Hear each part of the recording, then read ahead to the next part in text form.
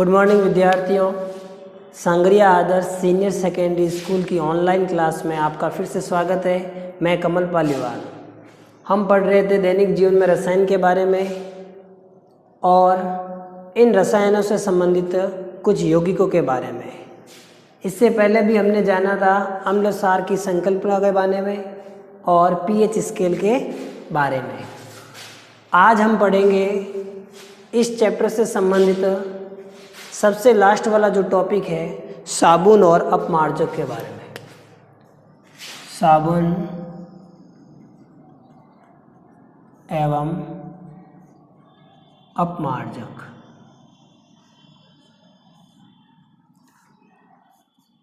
इस चैप्टर से संबंधित सबसे लास्ट में जो ये प्रश्न है हमेशा पूछा जाता है कि अपमार्जक है वो साबुन से ज़्यादा श्रेष्ठ है, ऐसा क्यों? और अपमार्जक और साबुन के अंदर जो मिसेल संरचना बनती है, या फिर यूँ कहें कि जब किसी भी वस्त्र के ऊपर जो चिकनाई युक्त धब्बा बन जाता है उसको दूर करने के लिए एक संरचना बनती है जिसे मिसेल संरचना कहते हैं। वह किस प्रकार बनती है और उसकी क्रियाविधि क्या है या मिसेल संरचना होती क्या है, इससे संबंधित हमेशा यहाँ से एक प्रश्न पूछा जाता है। उसके बारे में आज हम पढ़ेंगे। सबसे पहले हम बात करते हैं साबुन की। साबुन यह एक लैटिन भाषा का शब्द है।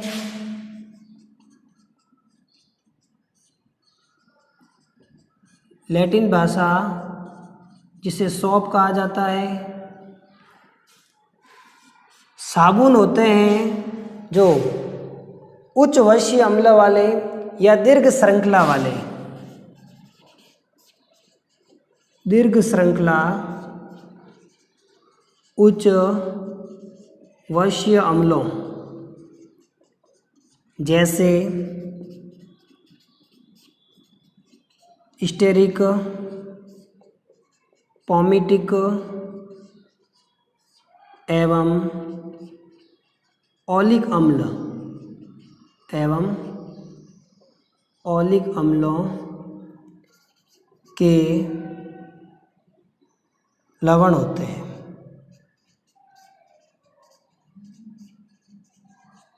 तो वापिस देखिए, जो साबुन है लैटिन भाषा के शब्द सोप से बना है।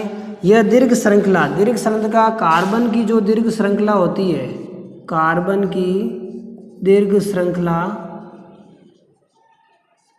कार्बन 12 से कार्बन 18 तक, उसके जो वश्य अम्ल होते हैं, उच्च वश्य अम्ल जैसे स्टेरिक है, पॉमिटिक या ओलिक अम्ल है, इनसे मिलकर ये बने होते हैं। तो वापिस कह सकते हैं जो साबुन है वह कार्बन की जो दीर्घ श्रृंखला होती है, जैसे C12 से C18 तक होती है, उसके जो उच्च वश्य अम्ल होते हैं जैसे स्टेरिक, पॉमिटिक व ओलिक अम्ल, इनसे मिलकर बने होते हैं। अब इसके अंदर कौन कौन से तत्व काम में आते हैं? तो जो सोडियम और पोटेशियम है, सोडियम और पोटेशियम,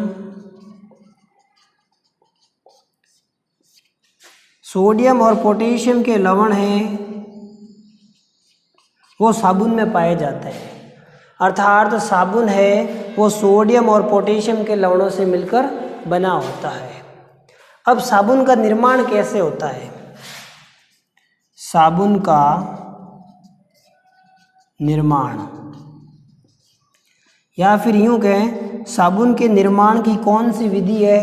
तो साबुन के निर्माण के अंदर जो स्टेरिक, पॉमिटिक, ओलिक अम्ल या फिर उच्च वश्य अम्ल होते हैं, जब इसके साथ सोडियम हाइड्रोक्साइड की क्रिया करवाई जाती है, किसकी क्रिया कराई जाती है? सोडियम हाइड्रोक्साइड की, तब अलग अलग प्रकार के जो ग्लिसरॉल का प्रयोग होता है, यह अभिक्रिया साबुनीकरण कहलाती है। कैसे? देखिए,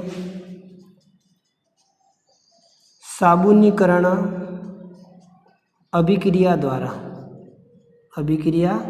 द्वारा सबसे पहले हम उच्च वश्य अम्ल लेते हैं, जैसे CH2, COR, CH, COR और CH2, COR। यह है उच्च वश्य अम्ल, उच्च वश्य अम्ल। जब इनकी क्रिया 3NaOH सोडियम हाइड्रोक्साइड के साथ करवाई जाती है, जब उच्च वश्य अम्लों की अभिक्रिया है वो सोडियम हाइड्रोक्साइड के साथ करवाई जाती है, तो यहाँ से देखिए सबसे पहले 3 और Na और COR ग्रुप है, RCONA कितने टाइम है, ये भी 3 टाइम है, ये भी 3 टाइम है, ये बनेगा 3COORNA।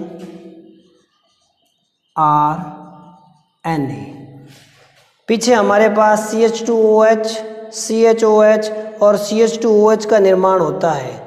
आप इस देख सकते हैं हमारे पास CH2OH का निर्माण होता है, प्लस यहाँ से देखिए CH2OH, फिर वापिस CHOH और CH2OH का निर्माण होता है।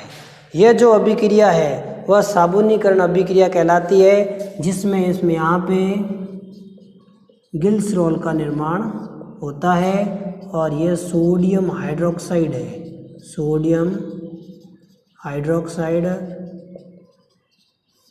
यहाँ पे अपन KOH भी काम में ले सकते हैं, KOH भी काम में ले सकते हैं।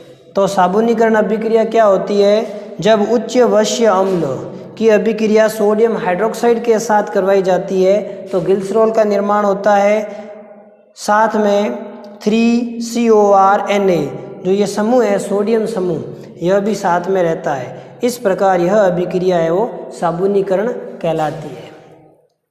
अब बात करते हैं हम अपमार्जक की। अपमार्जक डिटर्जेंट शब्द से बना है, शब्द से बना है। जो अपमार्जक की व्युत्पत्ति है वो डिटर्जेंट शब्द से बनी हुई है। इसका अर्थ टू वाइप क्लीन, अर्थात स्वच्छ करने वाला होता है, स्वच्छ करने वाला होता है।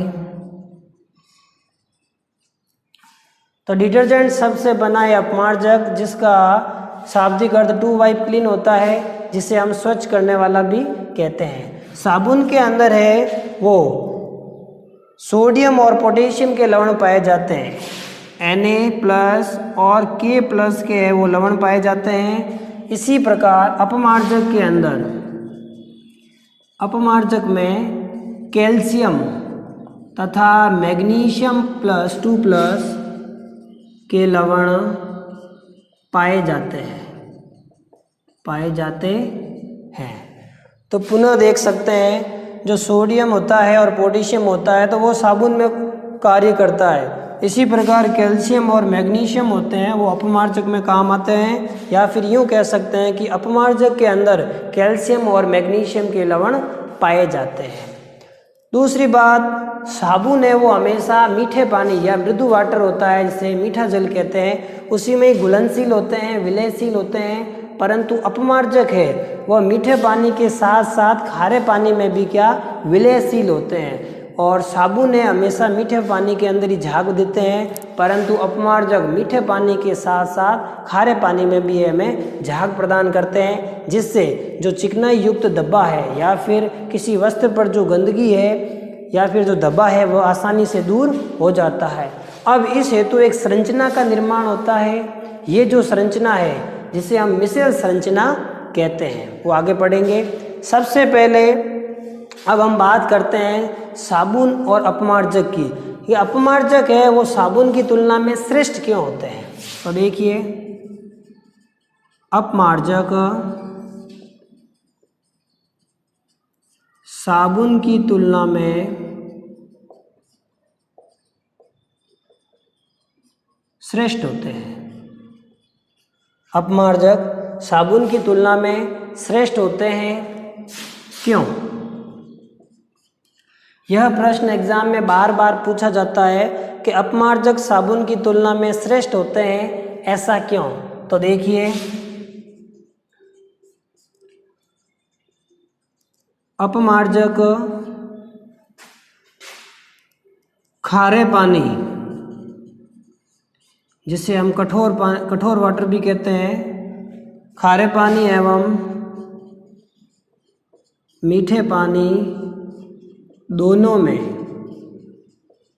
घुलनशील होते हैं,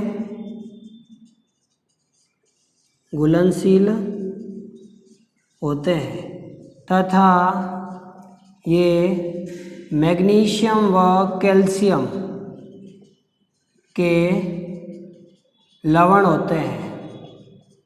मैग्नीशियम और कैल्शियम के लवण होते हैं, परंतु साबुन केवल मीठे पानी में ही घुलते हैं एवं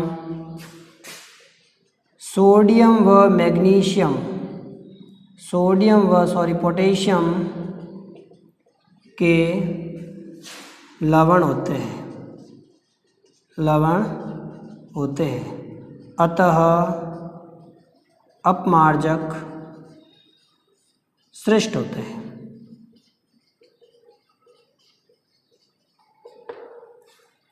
तो देखिए, अपमार्जक साबुन की तुलना में श्रेष्ठ होते हैं, ऐसा क्यों? हमने पहले पढ़ा था अपमार्जक खारे पानी में और मीठे पानी दोनों के अंदर घुलनशील होते हैं, अर्थात झाग प्रदान करते हैं। दूसरी बात है, अपमार्जक में मैग्नीशियम और कैल्शियम के लवण पाए जाते हैं, परंतु साबुन है वो केवल मीठे पानी के अंदर ही विलयशील होता है, झाग प्रदान करता है, और इसके अंदर सोडियम और पोटेशियम के धनायन या फिर सोडियम और पोटेशियम है वो धनायन के रूप में लवण बनाता है, और इसीलिए अपमार्जक है वो साबुन की तुलना में श्रेष्ठ माना जाता है। तो वापस देख लेते हैं एक बार, साबुन और अपमार्जक क्या होते हैं। साबुन है वो अंग्रेजी भाषा के शब्द या लैटिन भाषा के सॉप शब्द से बना है। यह उच्च वश्य अम्ल जो दीर्घ श्रृंखला के रूप में हाइड्रोकार्बन या फिर कार्बन 12 से कार्बन 18 के बीच में पाए जाते हैं। यह स्टेरिक, पॉमेटिक और ओलिक अम्लों से इनका निर्माण होता है। जब इनकी दीर्घ श्रृंखलाएं आपस में जुड़ती है या फिर स्टेरिक, पॉमेटिक और ओलिक अम्ल है वो दीर्घ श्रृंखला के रूप में सोडियम हाइड्रोक्साइड या पोटेशियम हाइड्रोक्साइड से क्रिया करते हैं तो ग्लिसरॉल का निर्माण करते हैं और साबुन का निर्माण होता है। यह अभिक्रिया है वो साबुनीकरण कहलाती है। इसी प्रकार अपमार्जक है वो अंग्रेजी भाषा के शब्द डिटर्जेंट से बना है, जिसका अर्थ होता है टू वाइप क्लीन, अर्थात स्वच्छ करने वाला। अपमार्जक में कैल्शियम और मैग्नीशियम के लवण पाए जाते हैं। अब प्रश्न बनता है कि अपमार्जक है वो साबुन की तुलना में श्रेष्ठ क्यों होता है। यह प्रश्न एग्जाम में भी पूछा जाता है कि जो अपमार्जक है वो साबुन की तुलना में है वो श्रेष्ठ क्यों होता है। तो इसका सीधा सा आंसर है कि अपमार्जक है वो कठोर और मीठे पानी दोनों के अंदर झाग प्रदान करता है, अर्थात गंदगी को दूर कर देता है, परंतु जो साबुन होता है वो मीठे पानी के अंदर ही विलयशील होता है।